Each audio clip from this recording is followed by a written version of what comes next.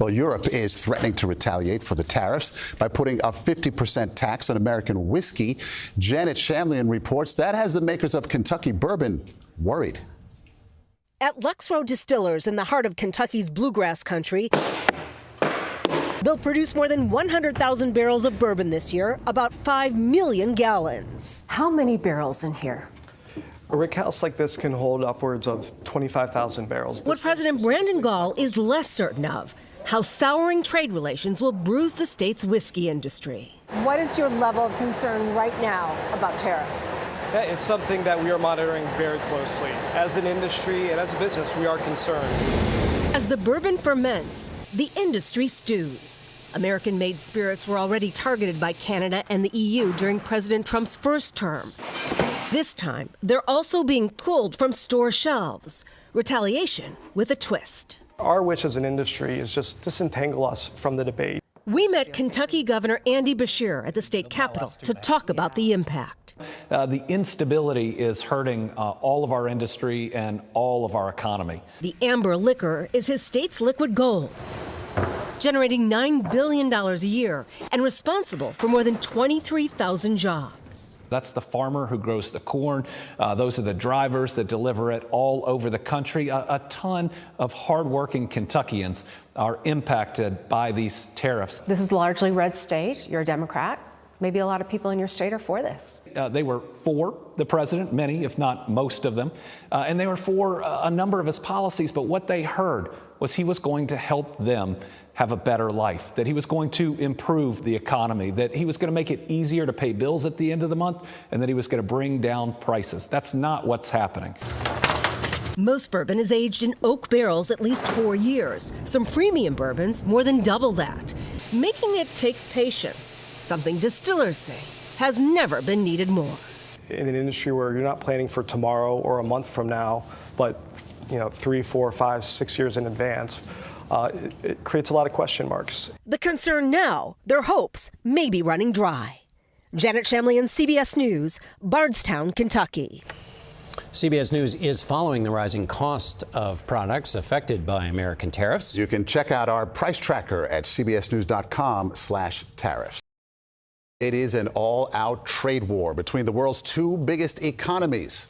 China retaliated today for President Trump's 34% tariff on Chinese imports by announcing a 34% tax on all American goods. Responding on Truth Social, the president claimed China had panicked and played it wrong. And addressing investors coming into the U.S., he said it's a great time to get rich. But within minutes of that Trump posting, investors were fleeing the stock market as the trade war sell-off accelerated.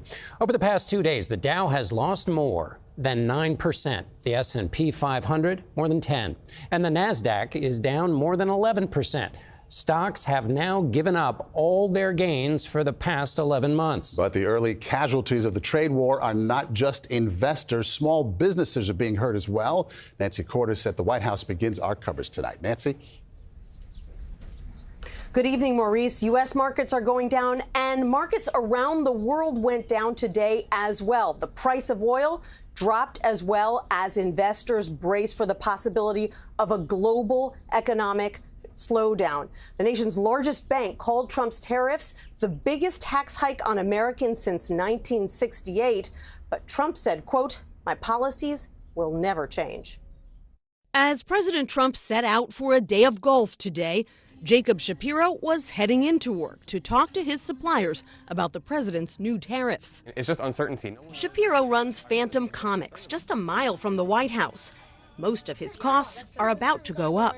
Almost everything in the store, from the comics and graphic novels to the manga to the Hello Kitty plushies, board games, almost all of it comes from overseas. There is no production here in the U.S. There's a little bit. There's a couple printers in the U.S., but there's not a lot. As we spoke, Federal Reserve Chair Jerome Powell was delivering this sober warning about what lies ahead. It is now becoming clear that tariff increases will be significantly larger than expected.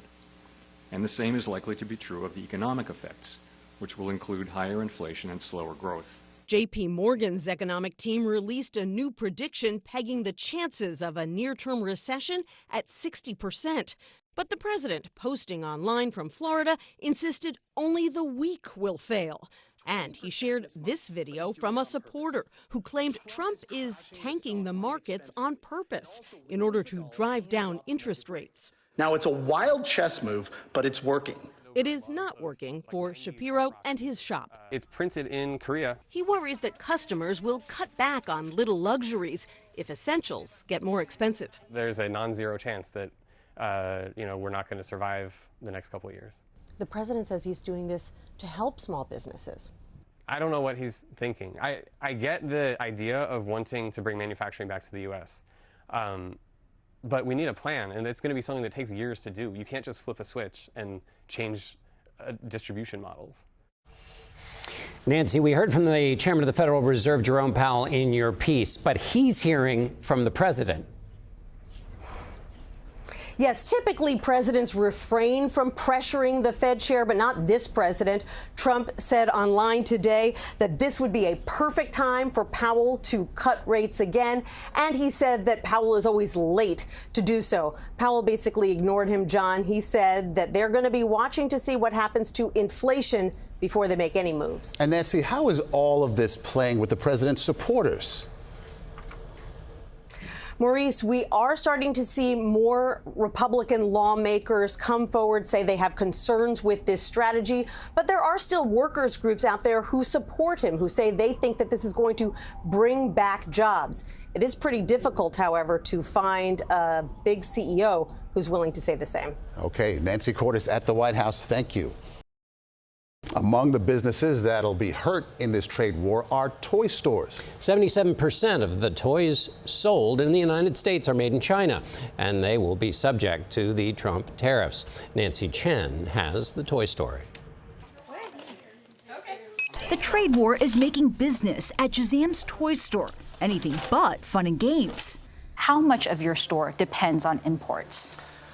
Wow, over 90%.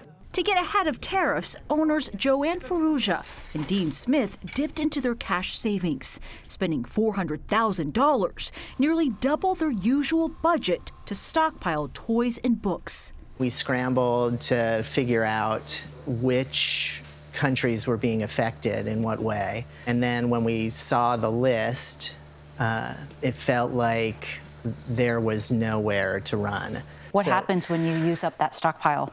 Then we're going to be subject to these tariffs. The U.S. is home to 3% of the world's children, but buys 38% of the world's toys. Last year, the industry was valued at $42 billion. Consumers might look at things like toys and think, hey, is this discretionary spending? Do we really have to have it?